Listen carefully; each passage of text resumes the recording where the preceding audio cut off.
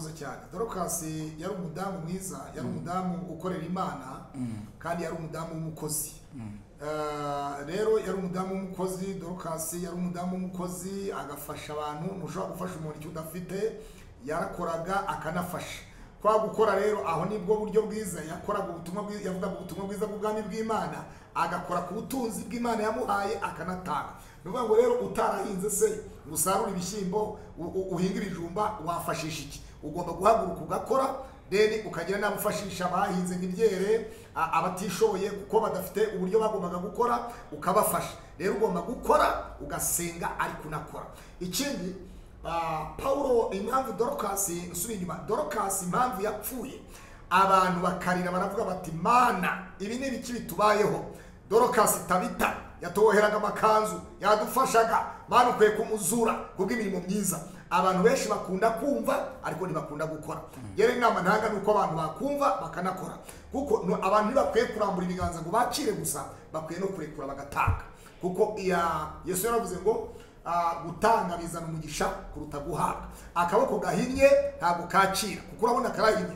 Nuvuga ngo ntiwashyira ikintu hano ngo nyakire kubera ko igipfusi kirafunze. Rero kurambura iyo akaboko karambuye iteka kagomba guhora karekurana ko kagatanga. Dukore, dusenge Imana, dukora iryo ryo terambere. Kuko Paulo nawe Bibiliya tubwira neza mu Baroma mu Bakorinto, Paulo yavuga ubutumwa bwiza bwagorobaga akaboha amahema, akavuga ati ibi mbikorera kugira ngo ejo mutazagira urwitwazo yuko nafashe ibyanyu, yuko mwampaye ibyanyu, yuko nabayeho kubw'ibyanyu. Niyo mpamvu boha amahema kugira ngo mbone ikintunga. Rero umupasiteri akwiye kugira urusengero, akagira n'ikindi ku ruhande cyamufasha kugira ngo agire ukwabaho. N'ubu urugero urabona covid yaraje iza abantu batiteguye, ngira ngo nta ngengo y'imari insengero zari zifite ngo zizakora gutya. Ariko urumva ubu niba hari umupasiteri, hari umukozi w'Imana, hari umuvuga ubutumwa wari ufite amangazini ku ruhande, igihe bavuga ngo abacuruzi bakore, urumva iryo duko ririmo rirakora. Urumva wari ufite ubucuruzi bw'ibishyimbo, amadepo arakora. Ariko urusengero warebaga ku rusengero ku cyacumi gusa ngo mu cyacumi amaturo biraboneka, uwo ngo nuvuga ngo ari mu kibazo kivuga ngo ariko kuki insengero zidakinguka, ese leta yaratwanze, ese byagenze gute, kuki insengero zidakinguka? Abo benshi ubu barahari bibaza bate, ariko ubundi bigenda bite, kuki batadukingura abakristo baboneke? Ariko urabona turi muri covid, icyorezo rero iyo cyaje ntigiteguza. Indwara iri bugufate, malariya iri gufata, ntabwo kugira ngo uyu munsi ndaze. Iyo uri butsitare mu muhanda ugendesha amaguru, ntabwo gutsitara, ntabwo utsitaraho cyangwa ahantu ushobora gutsitara hakubwira ngo uyu munsi nunyura hano uratsitara, ibishoboka. Rero icyago gitera kidateguje. Abantu bagomba gukora bagasenga Imana, hanyuma Imana ikazaduhera umugisha. Kuko biri usomye Itangiriro iyo usomye Gutegeka kwa 2:28, Imana iravuga ngo uzagira umugisha mu byo ugerageza gukora byose, uzagira umugisha mu bitenga byawe, uzagira umugisha mu mirima yawe, uzagira umugisha mu biti byawe, mu mbuto zawe zose, mu ntama, mu nka zawe, ibyo ugerageza gukora byose uzabigiramo umugisha niwumvira aya mategeko Uwiteka Imana igutegeka. Rero dukwiye kumvira amategeko y'Imana, tukumvira amategeko y'igihugu, amabwiriza y'igihugu y'imiyoborere, ibyo byose tukabibamo, hanyuma tugakora iby'Imana ishaka. Na Yesu yaravuze ngo ukora iby'Imana ishaka uwo niyo mwana w'Imana. Rero buriya Imana n'igihugu ni ikintu kimwe. Tugana ku musozo, tugana ku musozo, twagira ngo turebe ukurikiwe n'abapasitoro benshi hano kuri Christ the King TV, bo muhuje imyemerere. Nagira ngo ugire ubutumwa bagenera muri gahunda yo gukunda igihugu, cyangwa se muri gahunda y'uruhare rwabo mu kubaka iterambere ry'igihugu cyacu.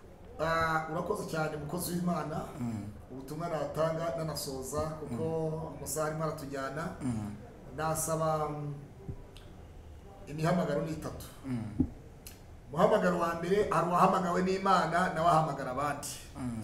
Buriya nubona umuntu afite urusengero, hari umuntu bita bishop aba yarahamagaye abandi akabagira abareverend.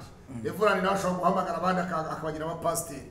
Rero iyo umuntu yahamagawe aba yarahamagawe, uwo yarahamagawe ahamagara abandi. Hari n'abandi bihamagaye. Umuntu wihamagaye rero uzamubona yabuze ibyo akora narangiza ati ngiye gushinga icyumba cy'amasengesho nicyo nzakuramo ubukire nicyo nzaturishamo amaturo nicyo benshi bamwe muri bo nibo bavuga iby'Imana itababwiye. Umuntu akavuga ati mbonye isanduku imbere yawe, mbonye urupfu imbere yawe kandi rudahari. Umuntu akavuga ati mbonye agisida y'imodoka igukubita, tanga ibitambo by'amafaranga ya naya izagenda neza. Uko ni ukubeshya. So kubera iki yarihamagaye, ntabwo yahamagawe. Iyo umuntu yahamagawe rero Imana igutunga nkuko yamuhamagaye. Imana kuko biravuga ngo sinigera mbona umukiranutsi arekwa cyangwa urubyaro rwe rusabiriza. Ntushobora gusabiriza rero warahamagawe n'Imana, ntushobora kurekwa Imana igufite kuko Imana ishobora byose. Bibiliya ivuga neza muri Yesaya 10:27 haravuga ngo uwo munsi imitwaro baguhekesheje izakuva ku bitugu kandi izamarwa no gusigwa. No gusigwa amavuta y'Imana, Imana ikagusiga, Imana ikakwambika imbaraga. Rero dukwiye gufata ubutumwa bwiza bw'ubwami bw'Imana ntitubuvangavanga kuko hari benshi. Bibiliya ivuga neza usomye mu gitabo cya Yuda igice cya 44 haravuga ngo hari bamwe baje bomboka muri twe. Aho abantu bakuvise neza hari bamwe baje bomboka muri uyu murimo w'Imana, abantu baje bawombokamo. Hari abawombotsemo barasesera ngo baraseseye muri kwa gusesera abo nibo bahanura ngo mbonye isanduku y'urupfu imbere yawe, mbonye Imana igukuyeho urupfu ariko iragukuraho urupfu utanze miliyoni, iragukuraho urupfu utanze 500,000. mbonye ubukwe bwawe, mbonye wari ufite ubukwe kandi ababizi yabanje abitekinika abimenya, amenya ko Rwema afite ubukwe azakora mariage, yarangiza akavuga ariko mbonye uzakora ubukwe, mbonye ufite ubukwe ariko umukobwa mugiye gukorana ubukwe si uwawe. Wabyumvise neza? Kubera iki arashaka nuvuga ngo ari mu maranga, ari mu ntuze, ni mu maco y'inda si uwawe. Kubera iki kugira ngo bimenyekane ko Rwema afite ubukwe. Umuhanuzi ureba Imana irambonye, Imana irebye gutya n'ubukwe ntibuhari. Wabyumvise neza? Ibyo rero bene abo baje basesera ntabwo ari abakozi b'Imana by'ukuri. Rero Yesu yaravuze ngo tuzabamenyera ku mbuto zabo bera. Nicyo kintu nakubwira kandi bashishikariza ngo dukorere Imana nk'abazapfa ejo kuko ntituzi igihe tuzapfira. Bibiliya iravuga neza ngo umubwiriza ibice 11:1 haravuga ngo nyanyagiza imbuto yawe ku mazi kuko utazi umunsi uzapfira. Dukwiye kunyanyagiza tugakorera igihugu, tugakora, tugahinga, tugacuruza, tugasaba Imana ikaduha amafaranga kandi tugashyira imbaraga, tukagenda amahanga, tukarangura za Dubai zaki. Uri pastor ushobora kurira indege ukajya kurangura, Imana yaguhaye amafaranga ukaza ugashyira amangazini hariya ukajya mu murimo w'Imana. Ntabwo umurimo w'Imana umuntu awirwamo ngo uraremo, ibyo ntibishoboka. Rero dukwiye kugira ubwenge kandi n'Imana yaravuze ngo nitugura ubwenge izaduta. Abantu benshi baravuga ngo nzumva iki Imana imbwira, ikubwira se kubwira iki? Imana yaguhaye amaboko, Imana yaguhaye amaso areba, Imana iguha amaguru, Imana iguha ibitekerezo, Imana iguha umutima uracyatera. So rero ndumva umuntu umwe yigeze kumbwira, arambwira ati iyo uri muzima ukaba udafitanye ikibazo n'igihugu, ukaba uri umukozi w'Imana by'ukuri, ukaba utavangavanga mu by'Imana, ntacyo Imana itagukorera. Rero dukore, dusenge, dukora, dukunda igihugu kandi igihugu buriya Bibiliya iravuga ngo ubuyobozi bwose bushyirwaho n'Imana. Rero nutumvira Imana, nutumvira umuyobozi wawe Rwema aho utuye, ntuzagire ngo n'Imana uzapfa uyumviye. Ntibishoboka. Buriya abayobozi nabo ni abapasiteri bo mu buryo bw'amabwiriza y'igihugu kandi buriya umuntu ugukundisha, iyo umuntu agukundisha igihugu aba agukundisha n'Imana. Imana rero ibaho umugisha mwese aho muherereye hose. Gukunda igihugu ni ngombwa, gukunda Imana ni ngombwa kuko icyambere insengero dusengesherezamo ziri mu gihugu. Rero niba udakunze igihugu ntabwo wakunda n'Imana. Imana ibambere umugisha rero kandi buri muntu wese aho uri mu gihugu cyawe unyitegereza, kunda igihugu cyawe aho uri hose. Icyo gihugu cyawe urimo gikunde kuko ni igihugu cyawe.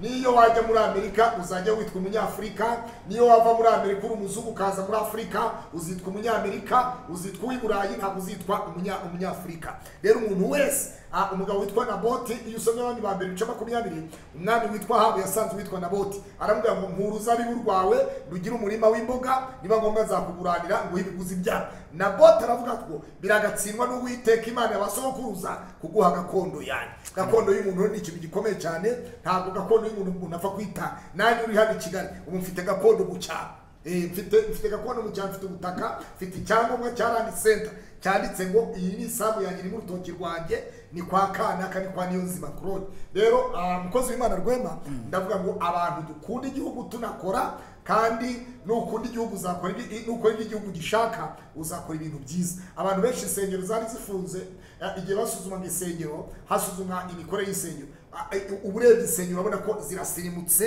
zirasa neza, ubusitani bwiza, mbese urareba ugasanga nawe ukavuga uti Imana ikwiye gusengerwa hano hantu mu by'ukuri, kubera ko urabona iryo niryo terambere ry'umuturage, ry'umukozi w'Imana, ry'umupasiteri, ry'umukristo. Abakristo bagiye bishyira hamwe baravuga bati urusengero rwacu rugomba gusa neza, tugomba gukarabira ahantu heza, ibintu nk'ibyo ku buryo ibintu bigenda neza. So Imana rero iguha umugisha mu izina rya Yesu. Turimo turasoza, twagira ngo usenge uduhe isengesho umuntu wese uteze amatwi Chorus the King nibura yumve, ugire umwuka umuzanamo mu buryo bw'isengesho.